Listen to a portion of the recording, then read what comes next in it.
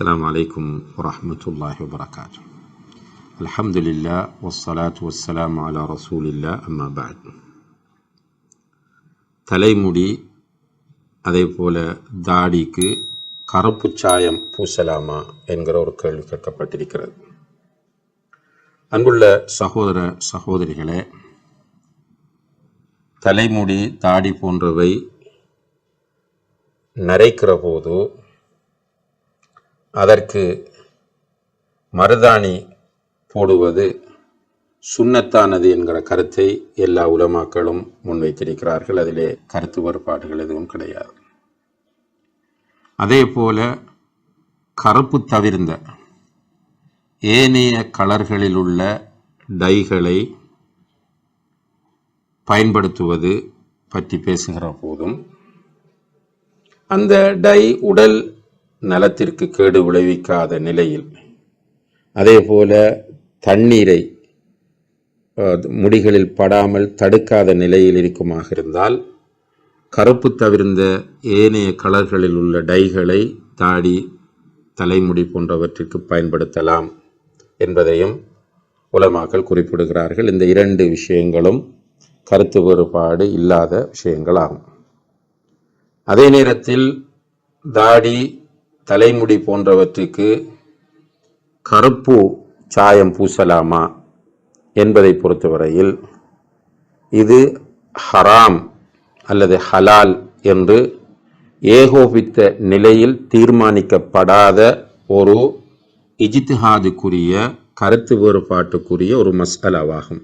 இதை நன்றாக நாம் கவனத்திலே கொள்ள வேண்டும். இது பற்றி நாம் தேடி பார்க்கிற போது உலமாக்கள் இது தொடர்பாக 4 நிலைப்பாடுகளை கொண்டிருக்கிறார்கள். இது தொடர்பாக வரக்கூடிய ஆதாரங்களை அடிப்படையாக வைத்து 4 நிலைப்பாடுகள். முதலாவது நிலைப்பாடு தாடி தலைமுடி போன்றவற்றுக்கு கருப்பு சாயம் பூசுவது ஹராமாகும் என்கிற நிலைப்பாடாகும். இரண்டாவது நிலைப்பாடு யுத்தமல்லாத விஷயங்களுக்கு, யுத்தத்திற்கு கருப்பு சாயம் பூசுவது, யுத்த நோக்கத்திற்காக கருப்பு சாயம் பூசுவது கூடும்.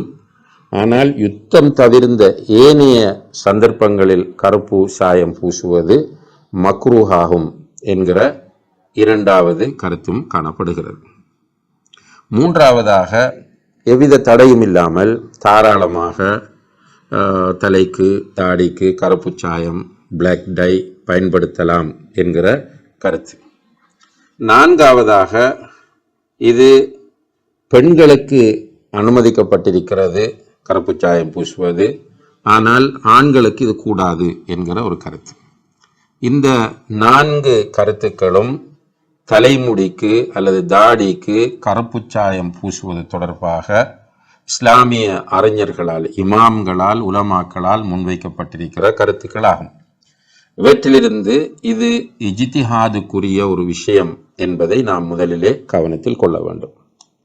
கருப்பு சாயம் பூசக்கூடாது, அது ஹராமானது என்று சொல்லுகிற அறிஞர்கள் 2 முக்கியமான ஆதாரங்களை முன்வைக்கிறார்கள்.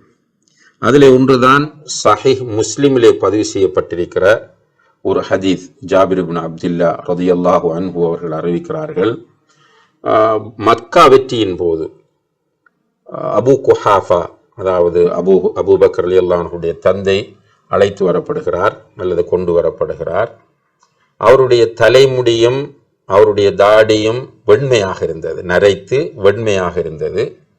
ரசூலுல்லாஹி அலைஹி வஸல்லம் அவர்கள் சொன்னார்கள், கய்யிரு ஹாதா பிஷைஇன் வஜ்தனிபு ஸவாத், இந்த நரையை ஏதாவது ஒன்றை கொண்டு நீங்கள் மாற்றுங்கள், கருப்பை தவிர்ந்து கொள்ளுங்கள் என்று சொன்னார்கள்.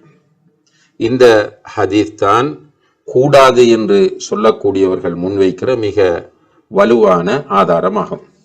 அதே போல இன்னும் ஒரு ஹதீஸ் இப்னு அப்பாஸ் ரலியல்லாஹு அன்ஹுமா அவர்களால் அறிவிக்கப்படுகிறது.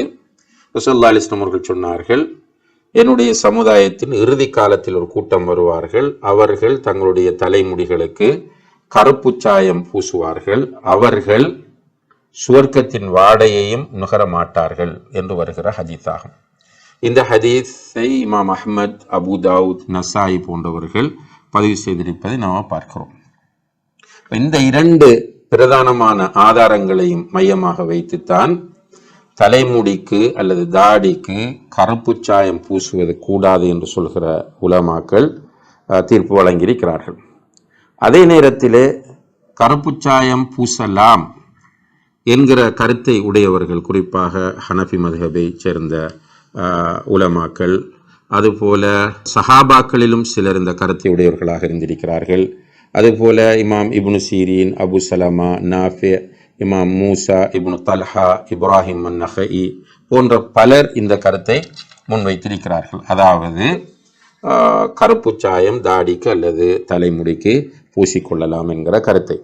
இவர்கள் வைக்கிற ஆதாரங்கள் என்னவென்றால், முதலாவதாக இந்த அபூபக்கர் ரலியல்லாஹு அவர்கள் நரையோடு வந்த நேரத்தில் ஏதாவது ஒன்றை கொண்டு மாற்றுங்கள், ஆனால் கருப்பை தவிர்ந்து கொள்ளுங்கள் என்று வருகிற அந்த ஹதீஸில் இடம்பெறக்கூடிய வஜ்தனிபு சவாத், கருப்பை தவிர்ந்து கொள்ளுங்கள் என்கிற வார்த்தை ஷாதானது.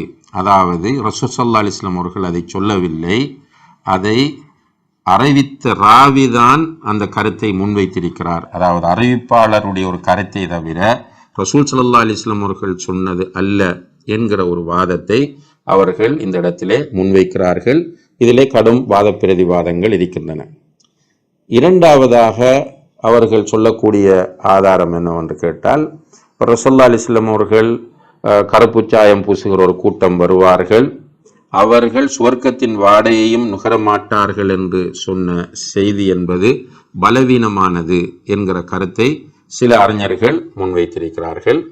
அதே நேரத்தில் சஹீஹ் என்று இதை நாம் ஏற்றுக்கொள்கிற போது இதனுடைய அர்த்தம் இது பெரும் பாவம் என்று எடுக்க முடியாது. இதை நாம் பெரும் பாவம் என்று எடுக்க முடியாது. இதனுடைய அர்த்தம் என்னவென்று கேட்டால், இப்படி தனி அவர்களுடைய அந்த ஹதீஸில் எப்படி வருகிறது என்ற ஹவாசிலில் ஹமாம், அந்த புறாக்களுடைய நெஞ்சு பகுதியில் இருப்பது போல அவர்கள் கருப்பை பூசிக்கொள்வார்கள் என்று வருகிறது. எனவே இது ஒரு குறிப்பிட்ட விஷயத்திற்காக வந்தது என்பது போன்ற ஒரு வாதத்தையும் முன்வைக்கிறார்கள். இது போக அவர்கள் இன்னும் சில சஹீஹான ஹதீஸ்களையும் முன்வைக்கிறார்கள். அதில் ஒன்றுதான் ரசூலுல்லாஹி அலைஹி வஸல்லம் அவர்கள் சொன்னார்கள், யூதர்களும் கிறிஸ்தவர்களும் சாயம் பூசிக்கொள்ள மாட்டார்கள் தலைமுடிக்கு, எனவே நீங்கள் அவர்களுக்கு மாறு செய்யுங்கள். எங்கே ரசூலுல்லாஹி அலைஹி வஸல்லம் அவர்கள் பொதுப்படையாக சொல்கிறார்கள், கருப்பை பற்றி பேசவில்லை. இந்த ஹதீஸ் புகாரி முஸ்லிமிலே வந்திருக்கிறது, எனவே இதிலிருந்து கருப்பு பூசலாம் என்கிற கருத்தை முன்வைக்கிறார்கள். அதுபோல அஹ்மத், திர்மிதி, நசாய், இப்னு மாஜா போன்ற ஹதீஸ் நூல்களில் வருகிற ஒரு சஹீஹான ஹதீஸ் அபூ தர் ரலியல்லாஹு அன்ஹு அவர்கள் அறிவிக்கிறார்கள், அல்லாஹ்வுடைய தூதர் சொன்னார்கள், இன்ன அஹ்ஸன மா கய்யர்தும் பிஹி அஷைப் அல் ஹனா வல் கத்ம், அதாவது உங்களுடைய நரையை நீங்கள் மாற்றுவதற்குரிய சிறந்த அம்சம் மருதாணியும் கத்தும் என்கிற தாவரமும் ஆகும் என்று சொன்னார்கள், அது செடியும் ஆகும் என்று சொன்னார்கள். இந்த அல் கத்தும் என்கிற செடியை பொறுத்தவரையில் அது முடியை கருப்பாக்கக்கூடியது என்று குறிப்பிடுகிறார்கள். எனவே இவ்வாறான ஆதாரங்களை அடிப்படையாக வைத்து, அதுபோல இன்னும் சில பலவீனமான ஹதீஸ்களையும் ஆதாரமாக வைத்து தலைமுடிக்கு தாடிக்கு கருப்பு சாயம் பூசலாம் என்கிற கருத்தை முன்வைத்திருக்கிறார்கள். இந்த இரண்டு கருத்துக்களும் நீண்ட காலமாக முஸ்லிம் சமுதாயத்திலே இருந்து வரக்கூடிய பிரதானமான கருத்துக்களாகும். இதிலே வாத பிரதிவாதங்கள் தொடர்ந்து இருந்து கொண்டிருக்கின்றன. இங்கே நாம் புரிந்து கொள்ள வேண்டிய விஷயம் என்னவென்றால், அன்புள்ள சகோதர சகோதரிகளே, நம்முடைய சமுதாயத்தில் சிலர் முதலாவது கருத்தை ஏகோபித்த கருத்து போல திணிக்க முற்படுவது. அதாவது முதலாவது கருத்து என்ன? நரைமுடிக்கு கருப்பு சாயம் பூசுவது ஹராம் என்கிற கருத்து. இந்த கருத்து ஷாஃபி மதுஹபுடைய கருத்தாகவும் அதே போல இன்னும் சில அறிஞர்களுடைய கருத்தாகவும் இருக்கிறது. அவர்களும் ஒரு ஆதாரத்தின் அடிப்படையில் தான் அந்த கருத்தை முன்வைத்திருக்கிறார்கள். ஆனால் இதிலே கருத்து வேறுபாடே இல்லை.